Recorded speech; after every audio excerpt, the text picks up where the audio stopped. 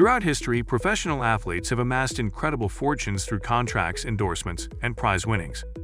When discussing the highest-paid athletes of all time, names like Michael Jordan, Cristiano Ronaldo, Lionel Messi, LeBron James, and Floyd Mayweather frequently come to mind. These modern sports icons have leveraged their skills, brands, and business acumen to secure financial empires worth hundreds of millions, or even billions of dollars. So in this video, we will discuss who is the highest-paid athlete of all time. But before starting the video, be sure to smash the like button and subscribe to never miss out on any of our videos. The modern titans of wealth in sports. Before unveiling the true highest-paid athlete, it is crucial to examine the financial giants of contemporary sports. Michael Jordan. With an estimated net worth exceeding $2 billion, Jordan redefined athlete endorsements, most notably through his groundbreaking deal with Nike, which spawned the legendary Air Jordan brand. His career earnings from the NBA were substantial, but his business ventures, including ownership stakes in the Charlotte Hornets, catapulted him into financial supremacy. Cristiano Ronaldo and Lionel Messi. Both soccer superstars have amassed wealth exceeding $1 billion through massive club contracts, endorsement deals with brands like Nike and Adidas, and personal business ventures. Their consistent performances on the world's biggest stages have ensured their status among the top earners in sports history. Floyd Mayweather. Boxing's self-proclaimed Money Mayweather has generated over $1.2 billion in career earnings, largely due to his ability to promote his own fights and negotiate highly lucrative pay-per-view deals. His bout against Conor McGregor alone earned him upwards of $300 million in a single night. LeBron James. Beyond his NBA contracts, LeBron's wealth has surged past $1 billion, thanks to smart investments, a lifetime deal with Nike, and successful business ventures, including ownership stakes in various companies and sports franchises. These modern athletes have amassed jaw-dropping fortunes, but none of them hold a candle to the wealth accumulated by a single Roman charioteer nearly 2 millennia ago. Gaius Appuleius Diocles, the billionaire charioteer of ancient Rome. The rise of a legend. Gaius Appuleius Diocles was born in 104 AD in Lusitania, modern-day Portugal and Spain, and became one of the most celebrated and successful chariot racers in Roman history.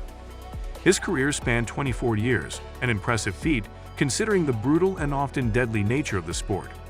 Chariot racing was one of the most popular forms of entertainment in ancient Rome, with races held at massive venues such as the Circus Maximus, which could hold over 150,000 spectators. How chariot racing worked. Chariot racing in Rome was more than just a sport. It was an economic powerhouse. The races featured 4 main factions or teams, each distinguished by colors: red, white, blue, and green. These teams attracted passionate fan bases, wealthy sponsors, and significant betting activity, much like modern-day professional sports leagues. The races. Charioteers typically competed in 7-lap races around an elongated oval track, reaching speeds exceeding 40 miles per hour. The risk. The sport was incredibly dangerous, with frequent crashes, injuries, and even deaths. The glory. Victorious racers became celebrities, idolized by the public, much like today's star athletes. Diocles raced in over 4,200 races and secured 1,462 victories, with thousands more second and third-place finishes. His dominance and longevity in such a perilous sport made him the most successful charioteer of his time. The fortune of a champion. By the time Diocles retired at age 42, historical records indicate that he had accumulated 35,863,120 sesterces, a staggering sum. Converting this amount to modern values is complex, but estimates suggest it equates to around $15 billion today, making him the highest-paid athlete in history by a considerable margin. Unlike today's athletes, Diocles earned most of his fortune directly from prize money rather than endorsements. However, like modern superstars, his celebrity status ensured that he received lucrative rewards from elite patrons, much like sponsorship deals today. Comparing chariot racing to modern sports. Despite being separated by nearly 2,000 years, Roman chariot racing shares striking similarities with contemporary professional sports leagues such as the NFL, NBA, and Formula One. 1. Massive fan engagement. Just as modern sports leagues thrive on diehard fan bases, Roman chariot racing saw intense rivalries between factions. The loyalty of Roman spectators mirrored today's sports fandom, where millions passionately support their teams and favorite athletes. 2. High-stakes competition. The immense prize pools of Roman racing are reminiscent of the massive contracts and sponsorship deals in today's sports.